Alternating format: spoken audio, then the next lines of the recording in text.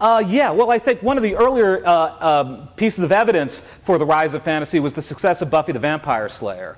And I'm a little surprised that there's not more fantasy on television right now, actually. There may be a perception still, I think, as a result of the technological determinism I was talking about, that audiences only want to see the glitziest big-budget fantasy epics, and that anything less would not really count as fantasy. And there's also one genre I could mention, which I think sort of straddles the worlds of fantasy and science fiction, is the world of comic book superheroes.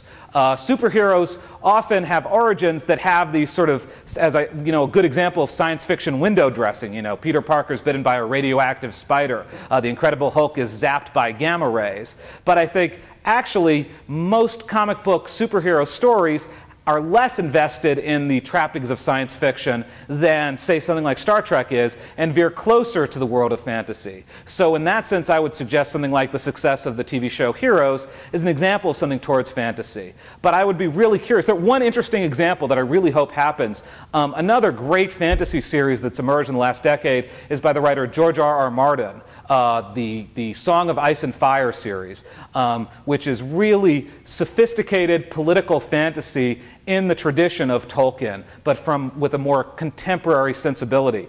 And recently, he signed on to develop that novel series into a series for HBO that would attempt to HBO do for fantasy what they've done for genres like the gangster show with Sopranos. So I'd be very curious to see how an adaptation like that opened up the possibilities of fantasy. I think one thing that continues to limit movies' fantasy storytelling is because of the assumption that fantasy is mostly for children, and almost all fantasies are rated PG or PG-13 at the most. We haven't had the kind of sophisticated fantasy works that science fiction, the kinds of stories that science fiction has been able to tell. We have seen those in novels and in graphic novels, and I think it's just, Hollywood's continuing to lag behind. And once they start telling those more sophisticated stories, I think there will be an audience for them. It seems like a lot of the attraction of fantasy is that the heroes start off as average people and underdogs. Mm-hmm.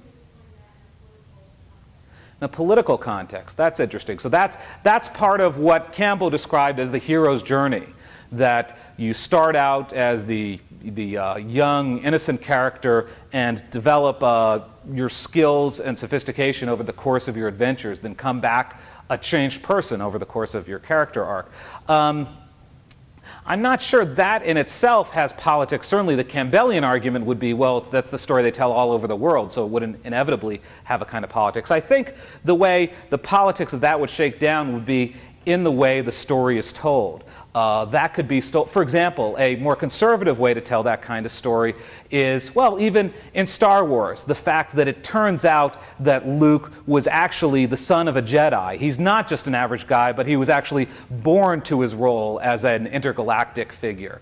That's out of a very long tradition. You could think of Dickens stories where our young average hero turns out to be the child of someone wealthy and he gets discovered as that in the end. That as opposed to a more American tradition that doesn't bother with that sort of hereditary justification. And the classic Horatio Alger rags to riches story, you don't end up being validated by saying, aha, all along Ragged Dick was really the son of a millionaire. Ragged Dick gets there by its own merits. So I think you could tell that story either way.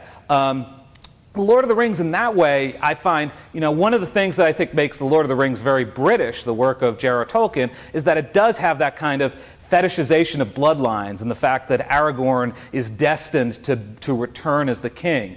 That's something that has certainly worked for American audiences, but I think of as more of a tradition of British than really the way American stories are told. I think American fantasy writers are still in the process of crafting alternatives to those kinds of stories.